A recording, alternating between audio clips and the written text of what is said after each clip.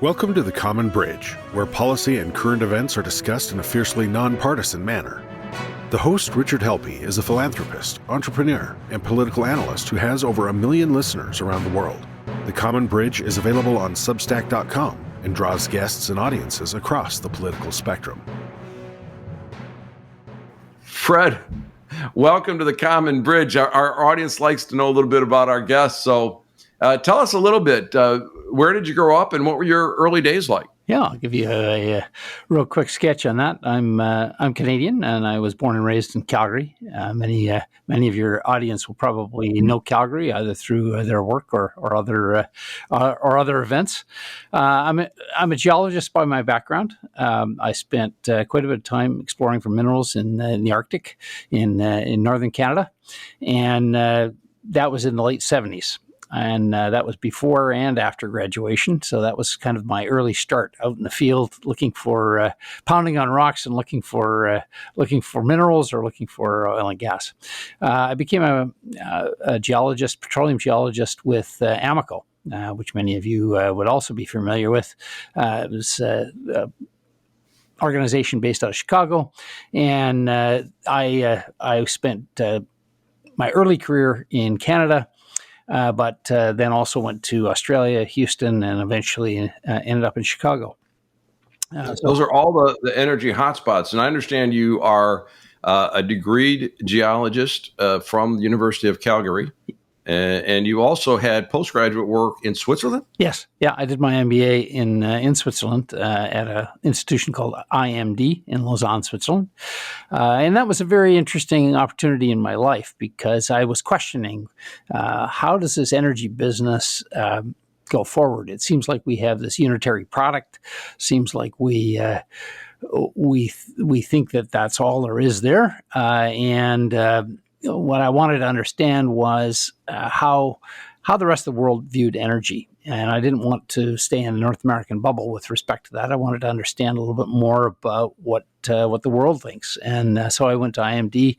And lo and behold, I got some really great eye-opening experiences, 30 different nationalities in my class.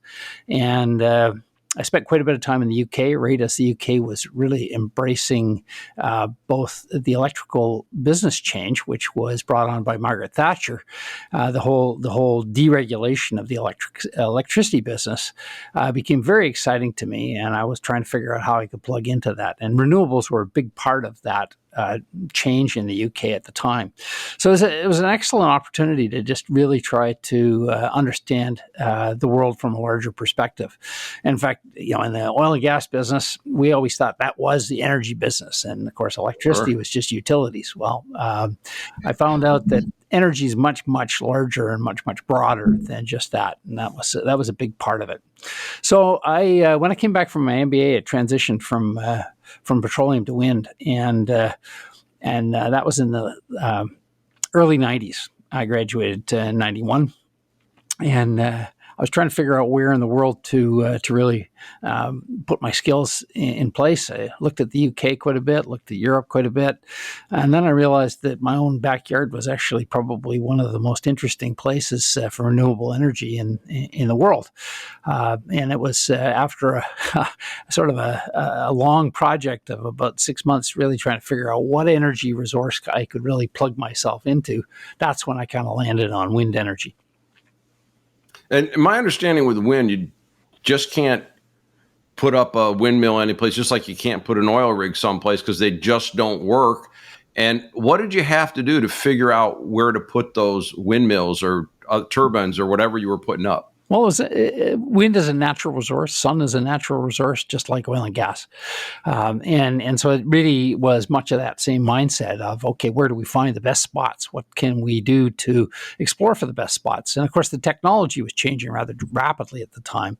And I joined with two partners who had already been in the business for 15 years, believe it or not. That's 30 years ago, and they had already been in the business for 15 years. It was really a marrying of those two aspects. One, they were very technological in their orientation, and I was very resource-oriented. And so we spent quite a bit of time setting up masts all over the place in various different great locales. We had about 50,000 acres under lease. to try to sort that out and figure out where was the best spot. And we started figuring out how we could build great wind farms. But the real challenge was that utilities weren't buying technology. They weren't interested in technology. They were interested in power. And a lot of the industry had been focused on trying to sell technology to the utilities. And we kind of went a different route, and we started selling power to the utilities. And that made all the difference.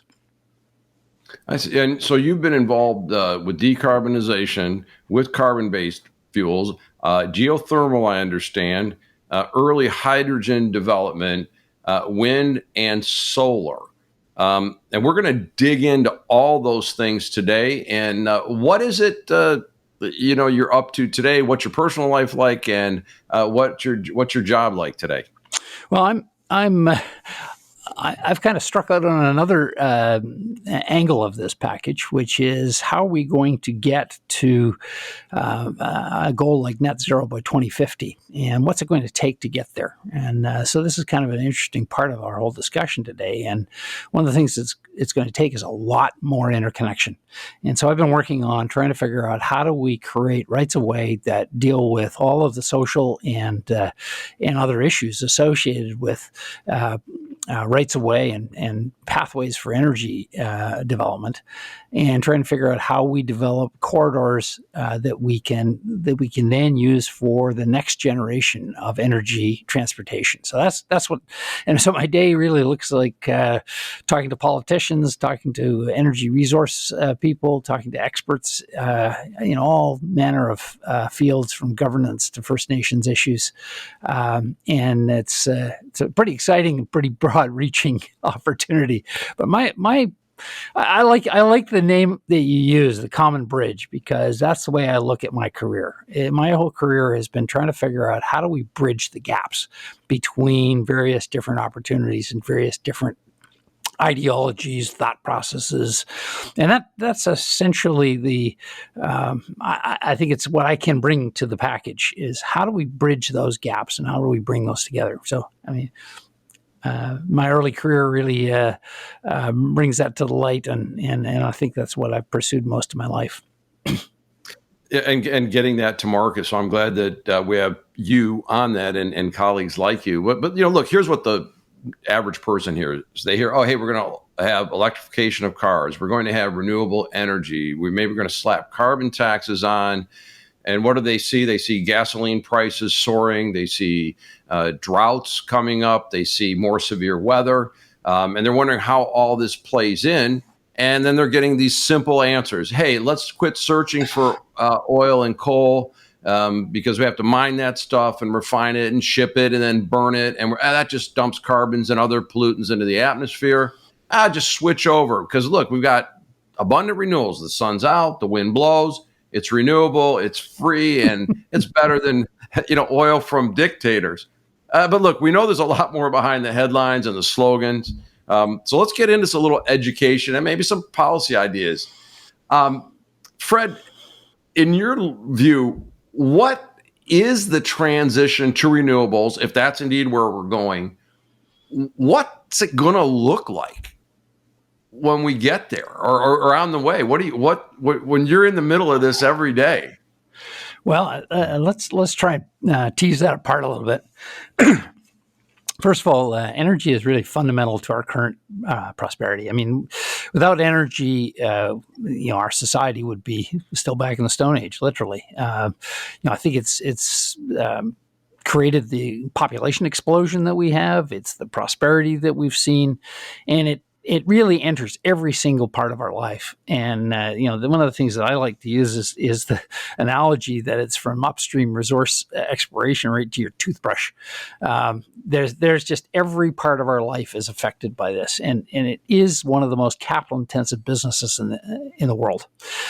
Just to give you a little bit of an example, I mean, IEA was doing some work. That's the International Energy Agency was doing some work on, what is the amount of capital that's put into the business each year to rejuvenate what we already have, and we're talking about $2 trillion a year annually worldwide, put into just just fixing up and replenishing and what we already have. So, that gives you a bit of a perspective on the size of this industry. It is enormous, and it is extremely complex because it embraces every form of energy you can imagine and every form of delivery you can imagine. So that's really an important part of the package for us to really understand that. And really, when you look at how do we change this package, well, the energy business really was developed to deliver hydrocarbon fuels and other forms of energy, but largely hydrocarbon fuels in the early stages to the end use customer that would consume it. And consuming meant combusting it, burning it. And that's really the way our system is set up. And we're going to have to rethink that because right now we got billions of tailpipes, exhaust pipes all over the world. And they are producing lots of emissions, not just carbon dioxide, but lots of other emissions that, logically we need to change that. When we've got almost 10 billion people on the planet, we got to figure out better ways to do that without dumping the benefits that we have into our atmosphere willy-nilly. So, that's the scope of the issue. So you're saying that, if I understand what you're saying, and I hadn't thought about it that way, that the energy systems have been built to deliver these hydrocarbon fuels, and we're burning them right where we're using them. So the furnace in my home burns natural gas, and I use it right there. And if you put gasoline into an internal combustion engine, it doesn't do anything until you combust it. And so now we're dealing with that. But I think if I'm inferring what you're saying, we're going to move that generation someplace else. Like the power for my car is going to come from a power plant someplace, transmitted some way, and then charges the batteries in my car that's going to be stored. That's kind of the magnitude of that change over 10 billion people and over all these millions of tailpipes. That's just hard to get my head around. Well, I think that's exactly right, and I think electricity is an interesting example because electricity is the opposite. In the case of electricity, you're combusting or burning or producing the electricity in either remotely or in a centralized station, and then you're shipping the zero zero emissions energy to the end user. So the end user is not actually producing any carbon or emissions at the point of use. And so this is the kind of flip around that we got to think about with respect to the energy system, is that it's currently built for the end user to combust a majority of the product versus being able to do it centrally and either generate it from zero emission sources or take the emissions and put them somewhere centrally where they can be stored and kept away from the atmosphere. So, it's a fundamental change. And, IEA has really done some interesting work around this. Considering it takes $2 trillion a year just to keep our energy system going currently. They estimate that somewhere in the order of $4 trillion a year is going to need to be invested to get us to that magic net zero by 2050. Yeah, and we have these long-term investments that we need to make in power generation, transmission, and then the devices for the end user. And we were feeding that to the tune of $2 trillion a year just to keep it going. We need $4 trillion to get to what's coming next, we think, which are also long-term investments. And I think we should talk about that because the Intergovernmental Panel on Climate Change, they claim, this is their words, there's already cost-effective and technology mature solutions to help lessen climate change. And they cite wind and solar capacity that's facilitated by flexible technologies. Is that true or true to a degree? What do we know about, cost effective and mature technologies it just sounds oversimplified, but what's the real story? Well, I think the the key problem here is I think we tend to look for silver bullets.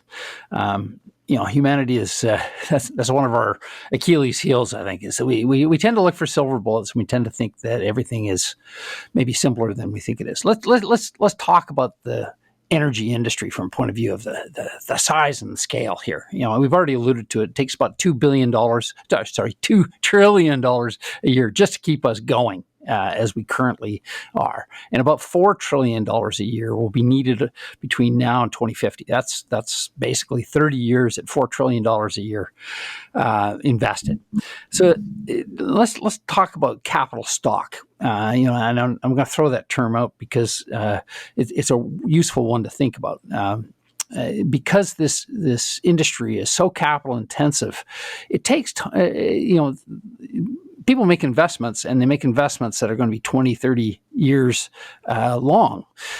So if you think about, let's say, a natural gas plant today, you install a natural gas plant today, you're going to be you're going to expect 20 to 30 years of investment returns out of that. To turn that over, or what's called capital stock turnover, just makes no sense. So if you think about it in terms of your car, okay, you purchase your car, the average life of a car is somewhere around 15 years that you get. So think of if you turn that car in after 1 year or 2 years, economically that doesn't make a lot of sense. And really physically, if we have to invest $4 trillion a year, that's a significant proportion of the world's GDP. Can you imagine trying to accelerate that? That's the conundrum we're dealing with in terms of trying to change from one to the other. And so getting to your question of cost, today wind power and solar are more competitive than most other resources that are available on a hydrocarbon or nuclear basis. On a levelized cost of equivalent, they are more competitive, and on an unsubsidized marginal cost basis, they compete really well with let's say natural gas or coal, meaning that they are less costly to build and operate than just operating a current coal or natural gas plant. And that's the point at which sometimes you start to see a lot of capital stock turnover happening, is when you start to get to that point. And that's really where we've been trying to get to. And I'm looking at some data here that forecast the next 30 years, 2023 to 2053, and based on inputs from sources around the world, the calculation is that investments in solar are going to go up nearly 200%, wind over 250%. And interesting number two, to your earlier point in the preamble here, was transmission and delivery 225%. But fossil fuel down 56%. We're just not going to invest there. And then extraction, that's also going to be coming down. Now, granted, the solar, wind, transmission, and delivery, those percentages are coming off of a fairly small base. And the fossil fuels and extraction are coming off a fairly big number. But still, the magnitude of that change. And I guess the big question I know that is on everybody's minds is, are we going to produce enough electricity? Are my lights going to work? Is my heat going to work in the winter? So about these technologies is, the Hoover Dam's about ready to stop because we don't have enough water in there. Are we getting enough electricity? Yeah, I think let's sort of tease that one apart a little bit. Just to give you a scalar for where the wind energy industry is in the U.S. today. In 2020, there was over 14 gigawatts of wind installed in the U.S. So what does that mean? Well, that's equivalent to 7 Hoover Dams. Well, okay, nice. So, good to know. So, we're talking about an enormous industry at this point in time, and it's growing at about 8% per year. But let's put that into scale. And even though we've been doing this since, probably 40 years, we've been putting new wind energy into the package, and basically the most of it's happened in the last 10. We're still only 10% of the U.S. energy needs coming from wind currently, and for solar, it's only 3%, but both are growing dramatically. So it's going to take a while to move this needle. Just to give you another piece of scalar, the U.S. is the largest nuclear energy producer in the world.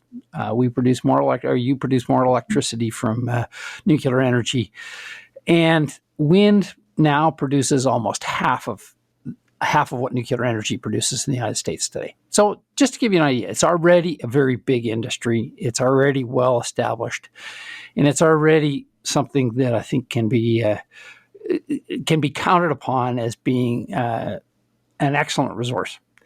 NREL, which is the National Renewable Energy Lab, has done a lot of electrical system integration studies. And those system integration studies have illustrated that some 70 to 80% of the system could be made up of renewable energy and zero emissions energy resources. Wow. That would include 70 to 80%? 70 to 80%. Really? Wow. And that won't require a lot more transmission. Certainly some transmission, as you've alluded to, but more importantly, it's about regulation, and it's about the way in which the electricity business is currently regulated, which is jurisdiction by jurisdiction, and those jurisdictions don't play well in the same sandbox.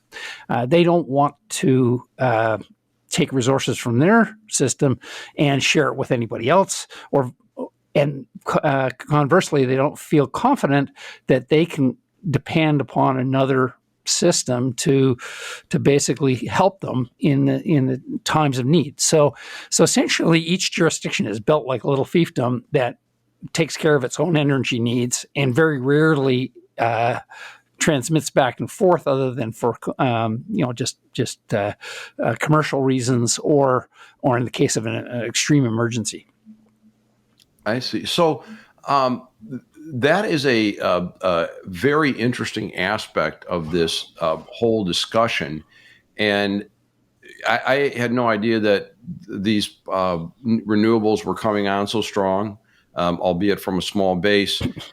And what about the question of reliability? I know that there are critics that will say, look, we can generate power using coal, we can use natural gas plants, we can use nuclear, and your light switch is going to work when you hit it. You plug in your car and it's going to charge. What's the work that's going on in making renewables reliable, or is that just fear tactics? Well, I think let's sort of examine that a little bit deeper in terms of what is reliability. In the early stages of the electricity business, basically you had a generator right next to your use, and essentially demand was unreliable. Basically, you didn't know when somebody was going to turn on a light switch, and electricity is very different than any other energy resource because it has to be there in milliseconds. So the supply and demand have to be balanced instantaneously. There's no sort of fudge factor in here. Like, for instance, in the natural gas business, you've got packing in the pipeline that allows you some surge opportunities, and you've got storage in the natural gas business, and you got reservoirs you can turn on or turn off. Well, the electricity business is very much supply and demand must be instantaneously matched. So how do we know that somebody's going to turn on their light switch? Well, and consume X amount of energy? Well, the answer is you don't. But in aggregate, we know approximately where that demand curve is going to be during the day. And we know it simply because that's the habits that people have. They wake up in the morning, they turn on their everything, they come home at night, they turn on their air conditioning, et cetera, et cetera. So we know what the patterns are, so demand can generally be predicted. Well, the same thing happens when you're looking at renewable energy. You end up with renewable energy over a dispersed area, and this is really where interconnection is extraordinarily helpful. Is that it's not windy in all places at all times, and it's not sunny in all places at all times, but in aggregate, you can start to map it out. And so when we start to talk about reliability, it's really around whether it's predictable and whether you can figure out how to predict it. And then the other piece of the puzzle is the electricity business is always built from a supply basis. So demand had to be met. Demand was was considered totally inelastic. As an economist, you know what I mean when I say that. But basically, demand was whatever it was, and supply had to meet it. So it was really only above the supply curve. Today, with digitalization and some really major changes to the electrical business, we're starting to see demand actually being able to play. And so a perfect example of this is Uber, right? Uber, there's a supply of people driving around with their cars, and there's a demand for rides, and digitization has really allowed those two to be matched in a much more economically viable fashion, and so you do get surge pricing, and people avoid riding at that time or whatever. So I think the most important part of this is that as we're evolving technologically here, we're also seeing reliability becoming less and less of an issue. This is good to hear. I was watching an interview earlier this week with John Doerr, the prolific and very successful investor, talking about the transition, going to be a bumpy road. And I kind of put that next to a lot of the data that we see that that in the United States oil production from 1970 until 2008 really decreased. It came down. 2009, that trend reversed and production started to rise. And in 2019, the United States made more crude oil than ever at over 12 million barrels a day.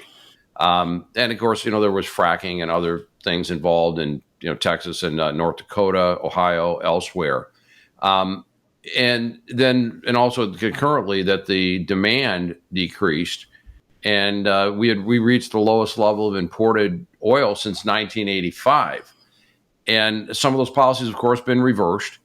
And I was starting to be concerned about that. And I'm thinking, well, if those renewables get here quick enough and people can afford electric cars, both which are question marks, maybe this is a bump in the road. But I did want to ask you about that because look, consumers are experiencing record high gasoline prices. The heating season's coming up. And so I'm wondering, how are we doing on timing? Are we cutting over to renewables too quickly for the common people to sustain this? Do you have a view on that? Well, let's go back and get a little perspective. Back in the 70s, you and I lived through the 70s. Yes, we did. Thankfully, there were no cell phones, so I was never there. Well, the free market is an amazing thing, and the ingenuity of individuals is remarkable. When we sort of look at this on a macro scale, and I'm not being Pollyannish with respect to that. I'm looking at. Back in the 70s, we thought we were going to run out of oil very quickly. We thought that oil was a very that we just explored for and basically found all the oil in the world. Peak oil. Remember that? Peak oil, right? It would take too much energy to get what was left out of the ground. And peak oil was over. There were lots of books and papers written about peak oil. They turned out to make money for the guys that wrote the books, but they really were off base. Well, I think it was based on a lot of good talent. I mean, I remember M. King Hubbard. He was the disciple, or he was the guru, if you will, to most of us geologists in that age, and peak oil was a big deal. But what we found out is actually there's just more oil than we know what to do with on the earth, and that's largely because we found brand new ways to extract it, but also brand new reservoirs, things that we never even thought were so-called reservoirs, shales that are packed full of organics and oil that we never thought were actually reservoirs. We knew the oil was there, we just didn't know how to get it out, and that's changed that whole picture dramatically. So I tend to. I tend to try and take a long view on this, which is, are we cutting over to renewables too quickly? No, I don't think so. And I don't think that we're going to make any serious errors with respect to that from a point of view of the technological benefits that you and I receive in our electrical plug at the end, because basically the electrical companies and the market is set up to deliver electricity, and when it doesn't, there's severe penalties for doing so. Texas is a perfect example, right? What happened down there? I mean, people are experiencing power outages. I mean, California, you're rolling brownouts, and Texas, basically freezing the residents of Texas because they couldn't manage the power grid. Yeah, so I mean that's a great example of what's going on here, and a lot of it was interesting because I was reading an article in the Wall Street Journal, and a friend of mine was reading another article in the Wall Street Journal. One article was blaming wind energy for the collapse of the electricity business in Texas, and the other one was really examining what was really at the heart of the whole problem, which was that our infrastructure, or Texas infrastructure, was not hardened to any kind of cold temperatures. And when you look at the gas pipelines and the individual gas wells that were producing to the energy system, basically they froze off. Hydrates form, which is ice in the pipes, and it blocks it off, and it takes sometimes weeks to clear it. Other parts of the world, we put alcohol into the natural gas stream to deal with hydrates, but in Texas, they don't do that. And as a consequence, the entire gas system essentially collapsed, meaning that you couldn't get heat to your home simply because you couldn't get natural gas if you were on natural gas. You couldn't get electricity because a lot of the natural gas generators were down. Coal plants were trying to be fired up, but actually the coal piles were frozen. Oh my God. So it was difficult to get enough coal into various coal plants to be able to generate enough electricity. Yes, wind energy was not at a maximum, but it was anticipated not to be high simply because of the period of time of the year. The wind was not high, and solar was not high.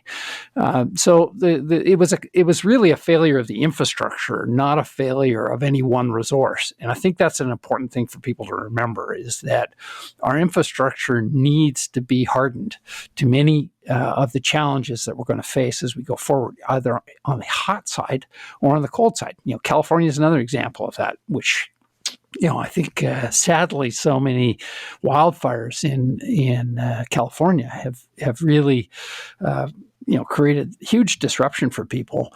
Some of them even caused by electrical wires coming down. When you get too much load on an electrical wire, it sags, and if it's really significant, both from a hot day and from a point of view of the amount of electricity going through it, it sags enough that it can cause fires.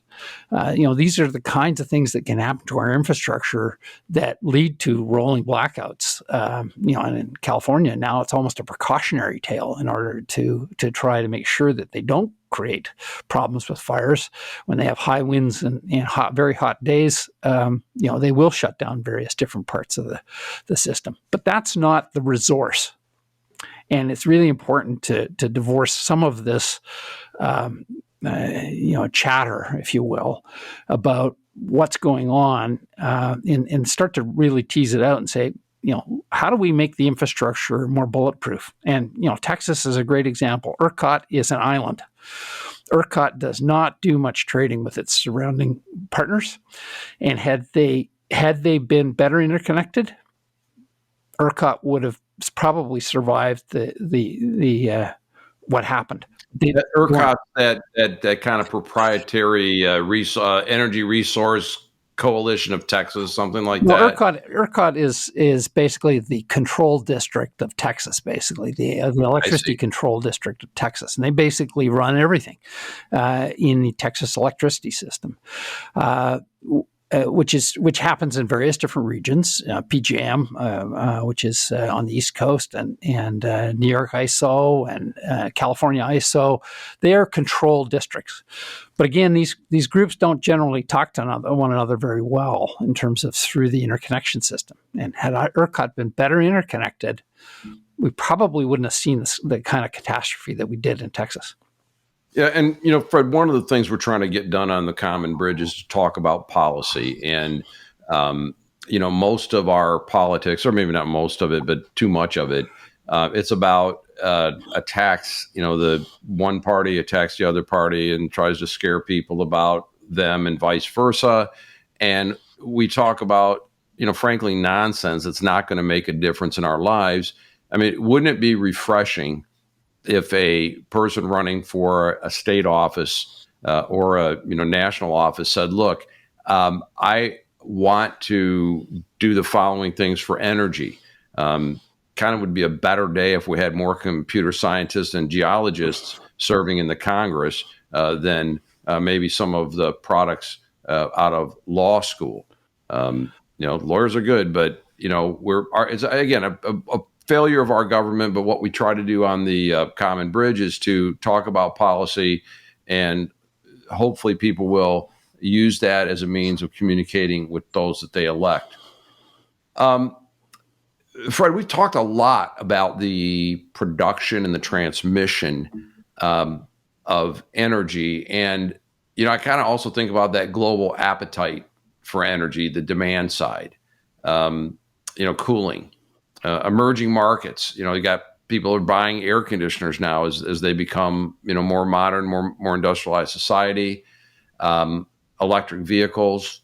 You talked about demand response, energy storage, and can we produce the amount of kilowatts to meet that growing demand? I mean, it's not like we're chasing a fixed amount of demand. We're chasing a demand that appears to be rising.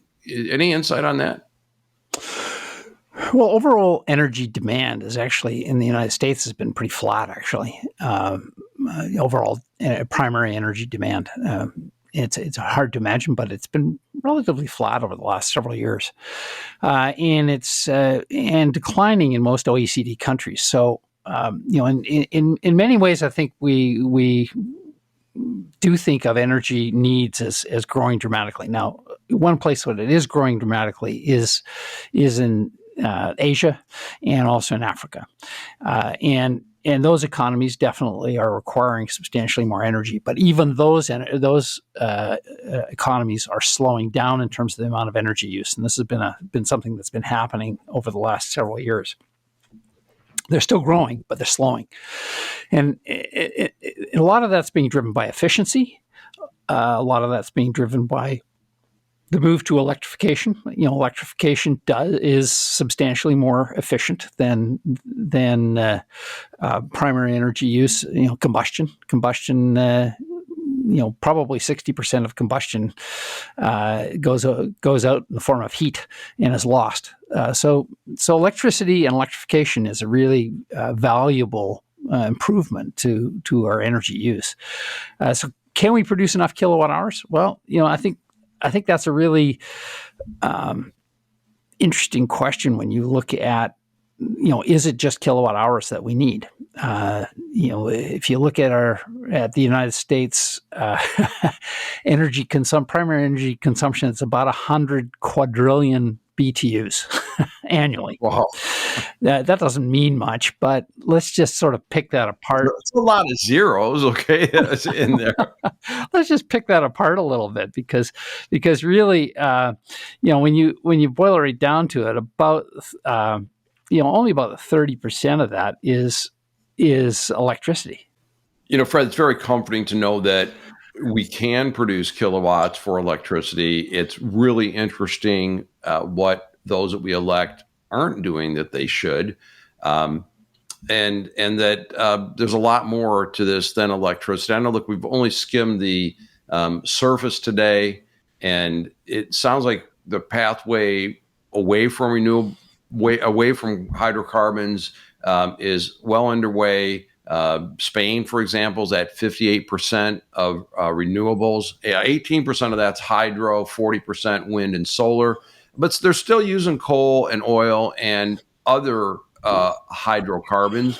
And I understand that the world's going to be dependent on hydrocarbons and will be for the foreseeable future. And I understand your nuance that getting down to zero emissions, that we can get to those emission standards and maybe bring down that increase in worldwide temperature is possible. So, what is the policy, or what are the policy solutions? What things make sense to you in terms of energy policy, either for the United States, North America, or the world, any way you want to talk about it? Well, I think it's important to remember that, one, how large this business is and how all-encompassing this business is. And that takes you to the place of the free market. The marketplace is really essential to being able to solve these issues. There's a reason why central casting of the energy business doesn't work, and that's because it's just so disseminated. And so I really focus my efforts on trying to bring people to the understanding that the marketplace is an essential tool to trying to be able to solve this problem. Certainly partisan politics isn't helping this, because we get into these pitch battles that really are ridiculous, right? We're all trying to solve this problem, or we all like to try and solve this problem. We have various different ways of coming at it. Let's figure out the best ways to try and get at it versus trying to fight or put our heads in the sand, or whatever it happens to be. So I'm a big supporter of the carbon tax. And quite frankly, it was a Republican-led initiative by Schultz and Baker some time ago now, and I've provided some of that information in the show notes that I'm sending along, which was really, I think it could garner some real support across party lines. And the reason why is because the whole idea is you put a tax on the carbon, but you give the proceeds back to the citizens. And the citizens can, of the carbon tax, you dividend out, if you will, the proceeds of the carbon tax on a more distributed basis across the country. So people are making their choices based on the carbon content, basically, is what it boils down to. That puts a lot of imagination and a lot of individual initiative into trying to figure out how to solve this problem, rather than trying to pick winners and losers. And I think the real danger that we have is that we'll go out and we'll pick some technology and we'll say that's a winner. A perfect example is electrolysis to produce hydrogen. And we can get into that in another moment. But basically, it's trying to pick a winner versus trying to let the market determine what should be the right solution. So I really like a carbon tax, and I think if you look at Schultz and Baker's work, it was excellent, and it to me forms the framework that the United States should be having a very solid conversation about this. And I don't think it's a partisan conversation. I think you can have a very nonpartisan conversation. Yeah, well, we've already proven that you can take a state that is, basically one party for the Democrats in California and, screw up the electric grid. And you can take a state that is, largely one party for the Republicans in Texas and freeze people. So, yeah, I think I kind of like the market better. Fred, offline, you talked to me about a carbon import tariff. And if I understand that correctly, that could mean more domestically produced products. What is a carbon import tariff, and how would it work? Yeah, I think Schultz and Baker call it something different in their paper. But regardless, what it is essentially goods coming into the country are ranked by their carbon content from a point of view of the energy used or the emissions associated with the product coming in. And the products that come from countries that have very loose emission standards will be basically charged this tariff, and it makes products that are made in a less carbon intensive fashion basically lower cost. So it really does foster domestic production of various different products that are much lower carbon. So I think it's an important tool to be able to discriminate against just offshoring our carbon issues. And I think that's really the point of the matter here. And, another policy that I'm curious about, that at the top of the interview, you talked about the work that you're doing, looking for pathways to, and transmissions and to get the energy to the point of use. Are there things that can be done to incentivize interconnecting infrastructure? Well, I think this becomes a bit of a regulatory discussion, but it's more than a regulatory discussion, because the United States and Canada have the same problem, right? Which is that we have very significant regional powers and if you will, jurisdictional responsibilities. Energy is one of them. And we have to figure out, how do we start to work together in order to solve the larger problems associated with interconnection. And that really is quite fascinating, because Australia has a very similar situation to what we have. But all of the states decided that they were going to get together and figure out how they could mutually benefit from an interconnected grid, and they've done it. And that's a really highly interconnected grid. Now, it doesn't mean there aren't bun fights and issues associated with that, but it's a whole lot better than the way we are right now in North America, where we are so restricted in terms of that everything must be generated within the jurisdiction, or at least we must have the kind of reliability within the jurisdiction to be able to survive any outage. And we need to learn how to be more dependent upon one another's strengths. And so that's essentially my pitch with respect to why we need more interconnection. Can you imagine the United States without the interstate highway system? Right. Yeah, exactly. I mean, this is what we're talking about. We're talking about each little jurisdiction has their own for highways, and they don't talk very well with the states between. Can you imagine what that would have, the break on commerce must have been back in the 50s when Eisenhower decided that the interstate system needed to be well supported. And it's been such an enormous benefit to the United States, this interconnected system of highways that is so robust. It was really an essential element to prosperity developing in the United States over the last, since the 50s. So that's the kind of situation we've got in the electrical power business, is we have no interstate highway system. That's what we need to have. Fred, this has been a great conversation. I know I've learned a lot. I like the policy clarity, and my guess is going to be our readers, our listeners, our viewers are going to want to hear more from you. Been very generous with your time, but for the purposes of today, what didn't we cover today that perhaps we should have discussed? Well, I think electrification is a very powerful tool, and renewable energy is a really important part of developing a better electrical system. But even if we completely electrify even if we completely reduce the emissions on the electric power system, and we electrify all the passenger car transportation, light truck transportation, there's still about 50% of our energy use in the United States that is really hydrocarbon based. And that's cement plants and steel mills and fertilizer and petrochemicals and many other intense energy users. And to get at that, we need a second energy carrier and a second zero emissions energy carrier. So like electricity, in order to be able to flip that thing on its head, like we talked about it right at the beginning, which was instead of sending the carbon to the end user to to burn. We need to take the carbon up front.